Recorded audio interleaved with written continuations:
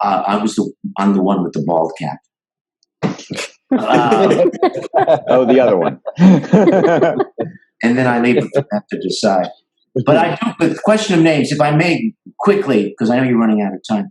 A question that's been asked me 1,000 times, a question I've had on my mind for 25 years, maybe Robert can answer. Is Quark my first name or my last name? Quark is your only name. Quark, I believe that like the Icelandic, the Ferengi only have a single name and then they identify themselves as son of Keldar. X. Keldar, yeah. Keldar. So yeah, it's Quark, son of Keldar. That's the whole thing. That's it. That's all there is. Thank you for answering a question I've had forever. I can die now. And of course, they don't even acknowledge the mother's name because. Of course. Why would you? No, I know, right?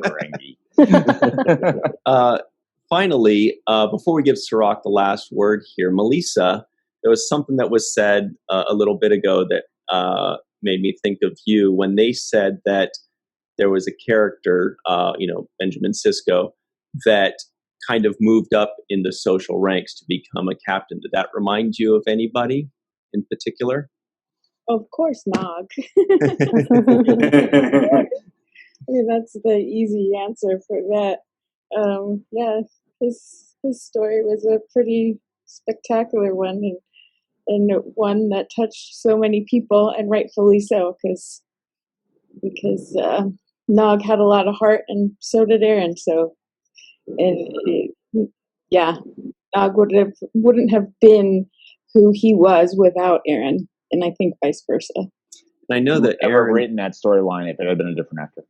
Like again, like writers are selfish. He was spectacular, so we wrote him the storyline.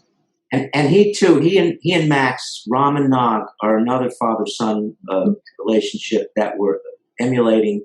Each of the father-son relationships emulated each other, and I believe there's an episode where you dealt with that. Where you dealt with the two father-son relationships. I think there were. Heart of Stone was one for sure. There were a number of times we tried to parallel those relationships. And ultimately, like, we're speaking about race a little bit. Nog's story is one of assimilation, right? And sort of the beneficent colonialism that is the Federation. This is a local kid who joins the colonial government essentially and joins the colonial military and rises in the ranks, which is a real thing that happens. And we just thought it was an interesting thing to see, and also for Quark to react against, for Quark to the traditionalist to be able to say, both of my brother and my nephew are losing their culture, and is that good?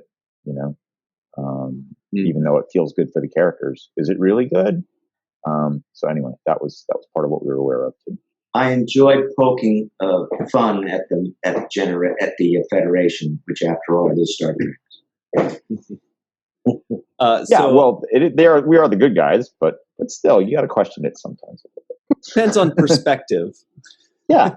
Well, that was why. Look, that's why Quark was such an important character, right?